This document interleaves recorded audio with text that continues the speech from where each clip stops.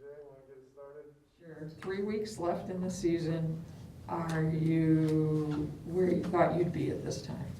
I didn't really know with this team where we'd be, but I'm glad we haven't had another pause because some teams have had multiple pauses, and that hurts you, like with momentum and preparation and stuff. But I think that we're getting better. We're not where I want to be, obviously, but I have to think like with that month off, we're basically like we were last year in December. So still a lot of work to do, just a lot of areas to get better in, but we're getting better every week. So I'm very pleased with that. Is Charlie's system much different than any other coach in the league? It is. It's different than ours too. I think the similarities are they're really aggressive, like high octane, tenacious defense. Very different than anybody else. Because if you think of like Oregon State, they're more playing percentages. Stanford, if you can't shoot, they don't guard you, so they play more scout specific. So the only high pressure teams I would say are ASU, us, and probably UCLA. But everybody else, they're not denying, they're not like full court pressing all games. So yeah, I think all three of us have more aggressive styles. Does she still run like a basic platoon system? Not as much as she used to. She still does, but I would say not as much as when I first got in the league. When I first got in the league, it was like 5 in, 5 out. I don't think it's much anymore. I don't know if that's personnel based. I'm sure her philosophy won't change, but it might be just injuries or something like that. But she still she plays a lot of people, and it's hard to play that many people. So give her a lot of credit because that's not easy. Do you think it's difficult to recruit to that kind of system? I think it would be, but she does a good job of it. So she must. She probably sells the fact that like they're going to play a lot of people. They're dead. What I like about their system is they never have a superstar. They always have just really tough role players that are good, and they play within a system. So I do like that because I think it's hard when you have superstars and they expect shots and there's just a lot of things. But she never has one, and they end up always doing well. So I think for recruiting, I would think it's hard because I think star players don't want to play. But if you're not getting a lot of star players, I don't think it matters. I think if you're getting, and it's just different philosophies. I think if you're getting a star player, I don't know of any star player in the country that will be satisfied with playing 20 minutes. Like Ari, if she played 38, she wanted to play 40. The kids that play 35 want to play 40. It's like, I think it would be hard, but she doesn't get that. She gets players that are tough. And sometimes I don't know where she finds the players. I'm like, that player is great. I didn't know about her. I think she finds these players that fit her system, doesn't care about their rankings, ratings, and just they fit ASU well. So you've been talking a lot lately about how your defense is going to improve in the next couple weeks, and it'll look different in March than it looks now. And you mentioned the other day that in April last year, you guys were doing 3 rotations on defense, and you can't do it now. When because you have a lot of new players, you said. When does it happen in your cycle that you would have enough sort of returnees that you could run that earlier in the season, or does this just always happen because you're always introducing maybe 3-4 new people every year? Well, yeah. So I think eventually, you don't want such big classes. But I think we were at a pivotal point in the program where, so earlier we were only able to recruit certain kids. And then later, so 15 players is a lot on a team, and it's hard to have 15 players because 10 people are unhappy. So I think that's a challenge as a coach. I think most coaches would be like, I don't, like Stanford does, because I think they have like 18 people, but it's different because of like, just people want to just like be walk-ons and they don't need the money. But I think that when you have 5 new players, you're going to have a point where there's 2 new players on the floor, so the system takes time. And you figure if everybody came from a different style and everybody's learning a new system, it takes months. So you think of October, November, then we have a month off. So they've really been doing it for 3 months. So I think you see an improvement in March, April, because then they've been doing it 4 or 5 months. So I think, but ideally in the future, you would introduce 2 or 3 kids, like players at a time per year, and then you're not having like 5. Because when you're having 5, it's a lot of teaching. So, our class will be 4 next year, which is 4 new people. But the seniors will show, the freshmen how it's done. And I think as your program gets better, you're not reliant upon freshmen. So they can learn the system. They're not playing as much. And it's like, so it doesn't mess up what you do as they learn. So I hope we're to the point where, we can like teach the freshmen, bring them along, play them minutes, but not rely heavily on someone, because then it's like you have to teach them. And if one person's messing up, it like messes up your whole rotation. So I think in the future, hopefully we won't have that. So. Could you imagine there are more than a handful of head coaches who have played against the head coach and now coach against it? Oh, yeah, it's funny. I was thinking about that. Am I one of the few? Like, oh, I don't know how many either. I was like, oh, do you know the stat? I always learn stuff when I'm with you. It's like, I'm like, oh, that happened, really? Yeah, I don't think there's many. Because think of like the tenure of careers. Like, it's very rare. Like, Tara's been there 37 years, I think. That's very rare. Nowadays, like, you don't keep a job that long. And Charlie, I remember she came while I was in college. So I don't think there are a lot of them. Like, I would say Gino, Tara, probably Vivian. I would say there's probably 7. Yeah, maybe. But at the same school, too, I think it's probably even less. I would say probably 3. I'd bet you Tara, Charlie, and maybe one other person. Because, yeah, that's funny. It's funny when I played against Charlie as a player, and then now it's really weird. So. What do you remember about her? I don't remember much because as a player, you don't pay attention. Like, I remember she wore short skirts. Like, I remember because most coaches, like, didn't wear skirts. I remember saying, oh, she has a skirt on. Like, she's a pretty lady. But, like, most women don't wear shorter skirts. I remember that. And she's always kind of done that. But I don't remember, like, details. Because I think like, when you're 17, you're not really paying attention, There's so many things I didn't even notice, even about Tucson, like all the cactus, like going different places like Sabino. I had never been there as a player. And it's funny, I'm like, how did I not notice this stuff? So I think you're just oblivious to a lot when you're a kid. And now with social media and stuff, you like are worse, for sure. Any more questions for Coach Barnes? In a one-game week like this, I mean, for a 6-day period, how does your schedule change and prep and everything? Well, it's just a lot easier to prep when you're playing the regular 2 games. It's just different. But I think a lot of the other schools are doing makeups. I think one of the ASU coaches was saying, like, the next week they have 4 road games in, like, 8 days, which is a lot. So I'm glad we don't have that. But we only have a couple makeup games, and we're probably not going to be able to make them up, unfortunately, just because of the time. And some of those schools have so many games to make up, like, we're not a priority of the way it falls. But it's just better because it's normal preparation, but it's a challenge playing a team on a Friday and a Sunday. So we're going to see what that's, because beating someone back to back or, for either team, it's hard. So I think it's going to be a fun weekend. It's going to be physical. We have a lot of people coming down there. I think there's over 2 buses and then a whole bunch of people driving. So we'll have a lot of fans. So that's great. And then it's always awesome to play on Super Bowl Sunday. So I didn't make the schedule, obviously. But we're playing at noon, Super Bowl's at 4. But I'm like, don't you do Super Bowl stuff before Super Bowl actually happens? So hopefully we'll have a good crowd. I'm hoping for a good crowd because it's an important game for us. And so you're preparing for only one team during the week, and then on Saturday, is it just the adjustments from Friday's game, whatever you saw? Yes, our preparation for the game, easier preparing for one team like you asked before. But like, for instance, if they do something we're not prepared for, like we will probably do something that they haven't seen, which I'm sure they will. And then it would be like, if we weren't ready for that, how we attack that, and then we'd walk through an adjustment we need to make. Because in game, you can make certain adjustments, but you're not going to change a whole system or do a new play in the game. So it would be talking about, okay, these are things we didn't do well. This is what we need to do better. These are the plays that hurt us, like kind of more like tactical stuff. This is where we need to box out more, or just like, don't let them catch it here. It's just those adjustments from the night before. And it's more of a walkthrough. It's not really, because it's going to be a physical game. So we're not practicing that day. We may be shooting free throws, walking through strategic stuff. And then if the players that didn't play as much, we'll probably work them out and do skill work. But then that's about all. It's pretty light on Saturdays. And I'm anticipating a tough game, so.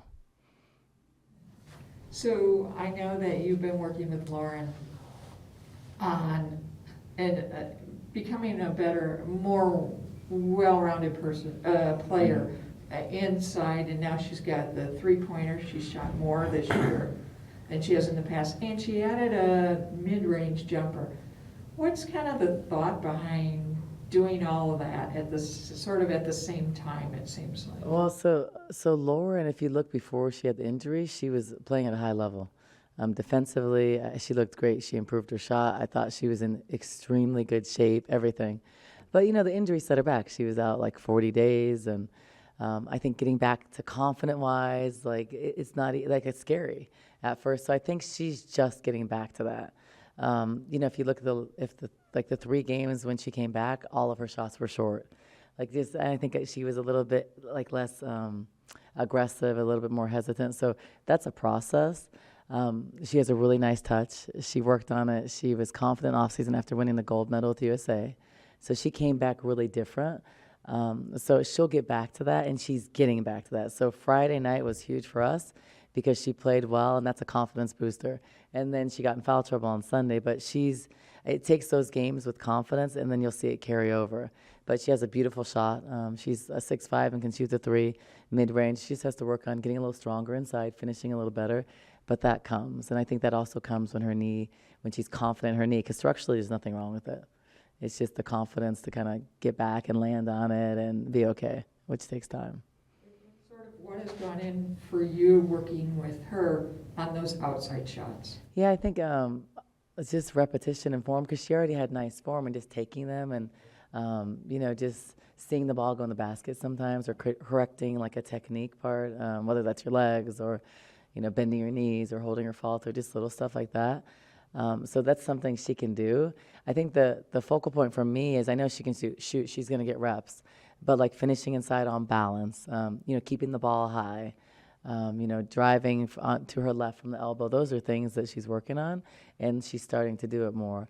Jump stopping. Like, those are fundamentals that she has to work on. The shot is repetition, seeing the ball go in, but the fundamentals and not putting the ball on the floor right away, those things are things that she'll improve on. And with adding these two, like, how elite of a post player can Lauren be? Well, that depends on Lauren. Lauren has potential to be very good because she's a good defender. She's an incredible communicator. She has a nice touch. Most 6'5" kids don't shoot the 3 well, so she can become a really good 3-point shooter. I think for her game to go to the next level, she needs to shoot, like, I'd say 36, 38% from the 3, which she's capable of, hit her mid-range shots, and then get stronger inside. Because she's a good rebounder, but not stronger in a sense like she can block shots, but like using her body, not fading away as much, finishing with contact, those kind of things. And I think her game will go to the next level, but she can do those things. So we'll work with her, and she'll improve. But but also it's on Lauren, because she's got to take it amongst herself to be dedicated and put the work in outside of practice. Because we only have a certain amount of hours, and we can only do a certain amount of things, but you really improve from doing other things on your own, like taking more shots on your own while we're working on skill and stuff like that. So if Lauren wants to be good, she can be elite. But that's what she has to decide she wants to do. Yeah, she's doing that. When you first saw her, what did you see, and did you sort of see, like, that she could be this way? Yeah, I did. I thought she had really good timing from volleyball, like really good shot block ability to protect the rim. I knew she had a nice shot, but she didn't really shoot the 3 in high school. She kind of stayed in the post, but she had a nice turnaround jumper. She wasn't extremely physical, but like she can be. She also has never had basketball all year round, so that's one thing to point out. This is her first year. So her ceiling is so high because once she does it all year round, she's going to improve on those things just because of time and repetition and stuff. So I knew she had potential to be really good. I'm glad she chose basketball because I think she would have just ended up being okay at both. Because now that she's focusing on basketball, I think she has a chance to be good and she can be a pro. So I just saw stuff in her that I knew she had just knowing her, she had great leadership qualities. I think she can be a leader. And just she communicates better than anybody. And I think that's the volleyball in her. Because I think volleyball, they talk all the time and they cheer after every mistake or a good thing, good or bad thing. So I think she has it because of that, honestly, because she's good at that. And most basketball players, like some communicate, but I think volleyball is really different. So I think that's helped her in a lot of ways. In her timing with blocking shots and, staying high, like when they roof people in volleyball, like she does those things in basketball. So I think it's helped her. And what do you think it is about your system that makes it that makes players who transfer in take them a beat or two to sort of adjust to it and then be able to really add a lot of value? So I think the first thing is, I don't think that we had that years ago because we weren't as talented, so they could come and play right away. So I think that's the first thing, and they didn't have to make an adjustment because they were going to play. I think the difference now is our program's at a different level, and we're better. So adding someone, they have to add the value that we need, or else they won't play. So I think, but you don't bring a transfer in to not play them. You bring a transfer in to add value, or else you can bring a freshman and teach them, right? So bringing a transfer with experience adds value, but they also have to play your style because we have a core and we're winning. So I think that, like for Araya, it takes time because she's never done the stuff she's doing. Like we're asking her to do different things, and she's done a great job. I think she's been a great addition, and I don't think we've seen the best of Araya, but like it's very different than SEC. SEC big players, like big post players, stay inside. They're not. It's just completely different game. And there's a lot more girth in SEC, so she's matched up against another Big Five. If you look at the Pac-12, they're like the fives are out shooting threes, like Kennedy from Oregon State or UCLA. It's 5 out a lot, so it's just a different league and different game. And then I think with Coy, it's a completely different defensive style. We have a system. The system isn't complex, but it's like there's accountability, and you have to guard. And so I think. She's just never done that. She's never played. I think at Vanderbilt, where she was at, they played a lot of zone. We don't ever play zone. I mean, we play like 1% zone, maybe 3% the whole year. So adjusting and learning the rotation and being a little bit more disciplined on defense is important here. So I think that's taking time because Coy's extremely instinctual. And so here, like if you go for the steal and don't get it, we're in rotation on the backside. Or if we have an organized, set or call, if you don't do that, it messes up the whole backside. So I think there's stuff like that that's not easy. But as players, they will improve because we play more of a pro style. We don't play a system that doesn't translate to being a pro. We play stuff where you have to learn how to guard, but in the pros, you have to guard. So I don't think it's conducive to being a pro if we sit back and don't guard someone. Like you may not shoot, we don't guard you. Well, in the pros, everybody can shoot. That's why you're a pro. So everybody can hit an elbow jumper. Everybody can hit a wide open three. So I feel like if you don't learn those things in college, when you go pro, I don't know how you're going to be successful. You have to learn how to guard someone. You have to learn how to rotate because you're going to have to do that because the players are really good. So I feel like our system and what we teach and do is high level, more like a pro, and it's an effective system. And a lot of stuff that I've learned and that Salvo's learned is from Messina, and he's one of the best defensive coaches in the world. And so I think that we're not nearly as good as them, but a lot of like fundamentals and basics and philosophy we've learned from him, and it's worked really well. So to me, it's just it's going to prepare the players more to be a pro. So, but the learning curve is harder. So if I said just come in, don't guard her if she can't shoot, that's way easier than saying guard her, force her to her left, or play her straight up, don't let her beat you. You have to do that in pros because they can go right or left. So it's completely different. If somebody were to have played you last year, say in March or April, and played that defense, and today they're playing you, your defense looks different than last year. It does. What do you think is that? I mean, what have you done that makes it different? I know Aries not here, but Shayna's pesky too, but it's just how the players go about it. They seem to be more, you do some different things. What would you say is different? The difference for sure is the pressure on the ball. Ari would offensive rebound, and if the ball was where the camera is, she was there. So she was never not pressing the ball. I think that's what we've missed right now. And Shayna's capable of doing that.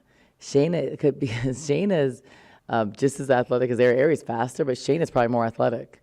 But Ari's faster, but Shayna's very capable. I don't know anybody in the country that could out jump or out sprint when Shayna wants to. Shayna, so she's capable of doing that. It's just opening her mind and teaching her, but she's a lot better. So I think the pressure on the ball is one thing, and it's been better the last 2 games because we've been emphasizing that. I think that our rotation will be the same as it was last year. I think it'll be just as good in a month or so. But I think we're overall better because everybody's improved. And I think some of that is because it was so successful. So as a player, when you did something and it was successful and like everybody in the country was like, your defense is great, which we think is not great yet. And then you went to the championship game with not the best team, and like everybody's like, oh, your defense is amazing. I think as a player then you're really bought in because you see it worked, you see it's successful, you see it got us one of the best in the country, you see it's doing it again. You can't not buy into it. And like everybody's bought in, so I think that's one of the ways. And so you have incentive to do it. And also, we're a pretty good team, you won't play. So if you come in and can't defend, you're not going to play. Or you're not going to play a lot. So I think those things makes you have to do it.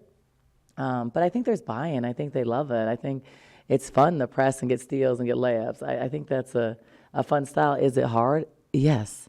Is it annoying to do sliding in practice? Is it annoying to do defensive fundamentals? Absolutely, but it's fun to win games with it.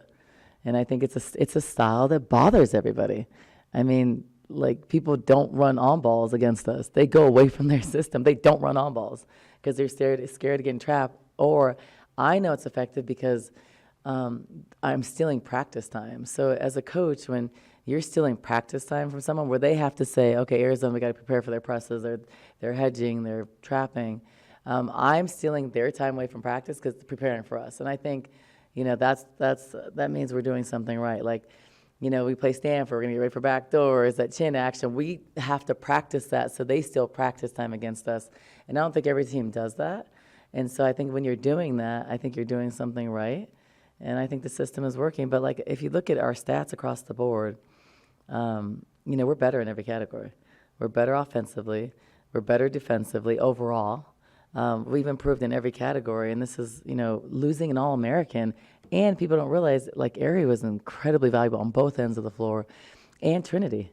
Trinity was our best post defender. She was one of the few posts in the country that could press full court.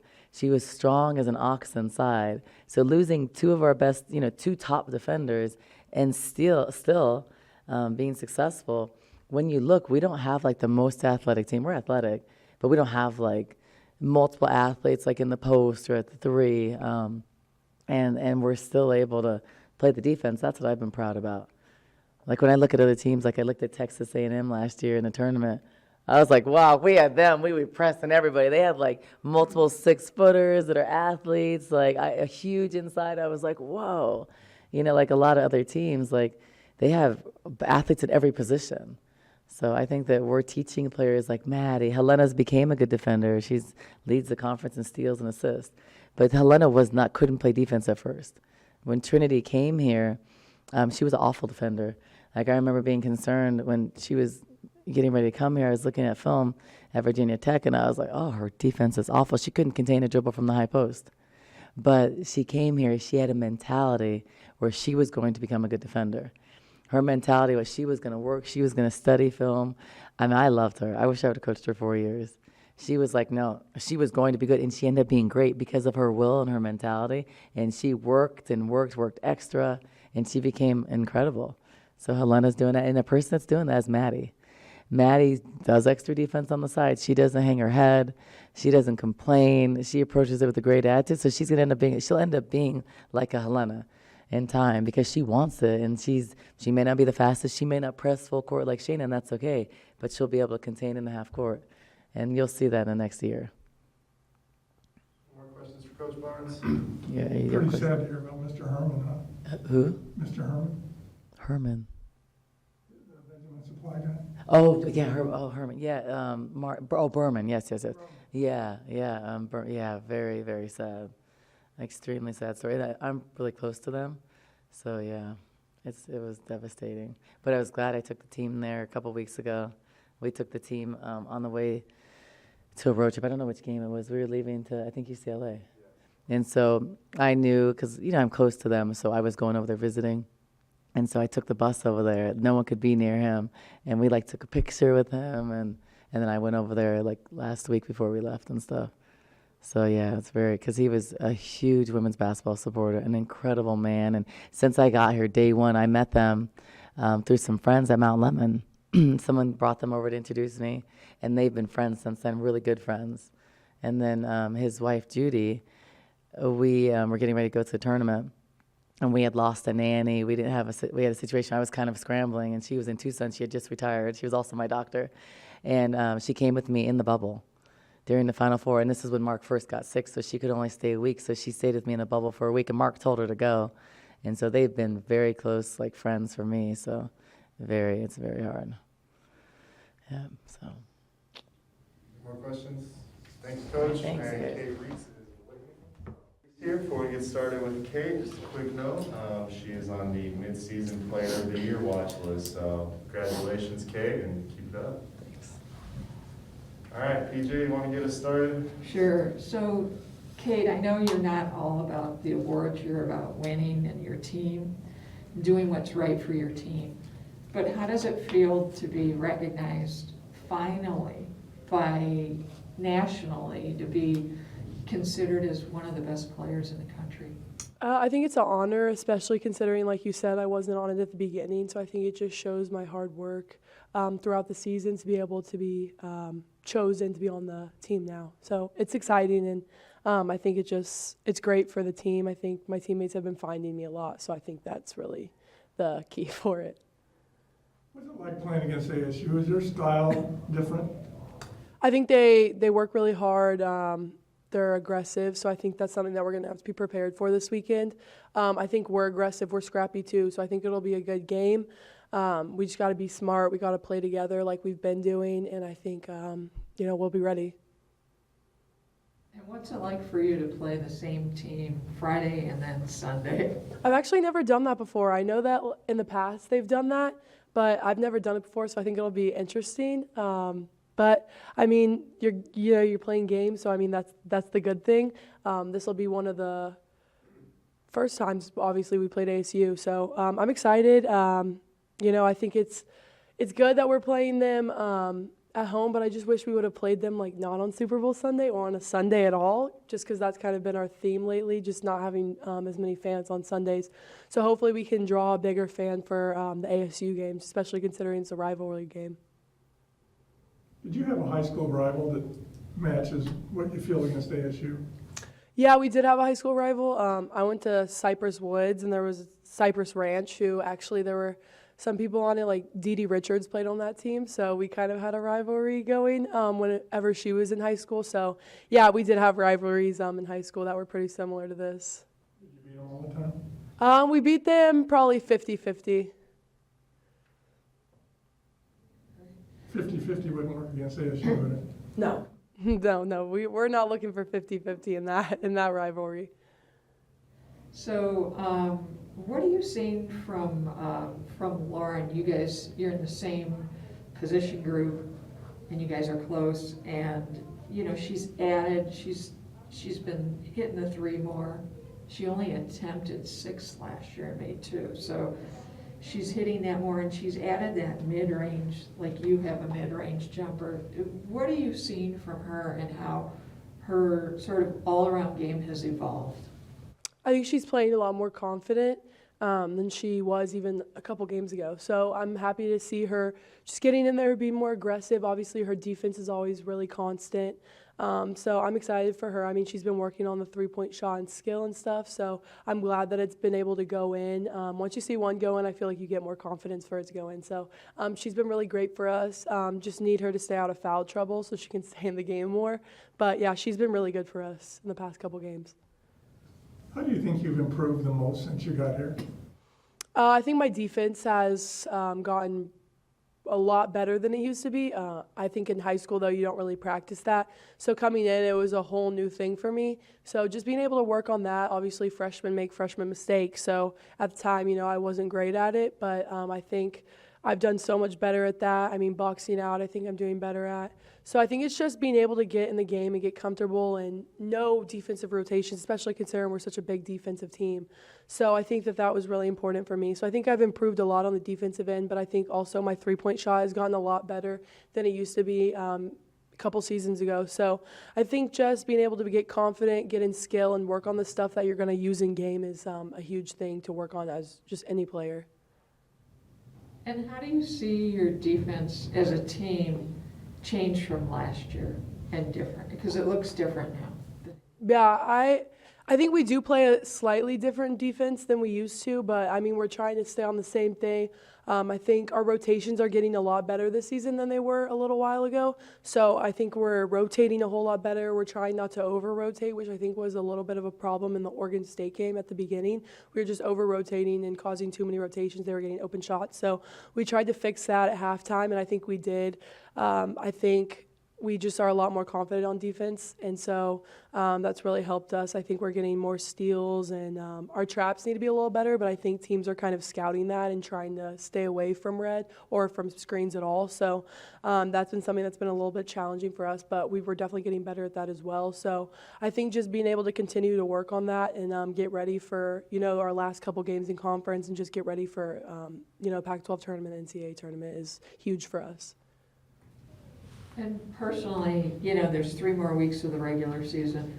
What are you sort of focusing on yourself individually over these next few weeks? I would say a huge thing is recovery, just being able to, play these games, make sure that, I'm feeling good.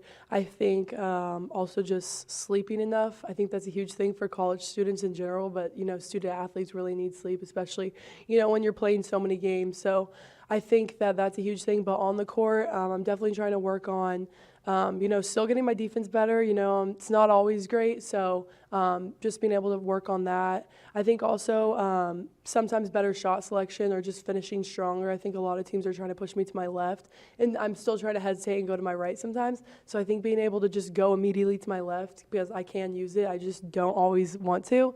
So I think that that's huge too, is just being able to know that I can go to my left and finish. Did you have a little more recovery time this week? Because Sunday you played for 40 minutes. Yeah, it was nice. We have our off days on Monday, so I definitely took advantage of that. Just rested, did some homework, so definitely feel a lot better after that. It's nice having early Sunday games too, because then you have the rest of the day off. So yeah, I definitely feel way better than I did. So just looking forward to obviously this weekend and the huge rivalry we have. But yeah, I'm feeling pretty good. Any more questions for Kate? Did you like playing for the full 40 minutes? Yeah. Oh, it was awesome. I feel like it was nice. I mean, I think she had a lot of confidence in me to be able to guard the post players, which was good. So it was my first 40-minute game, so it was exciting. Awesome. Thank you, Kate. Thank you. Thanks, Kate. Thank you.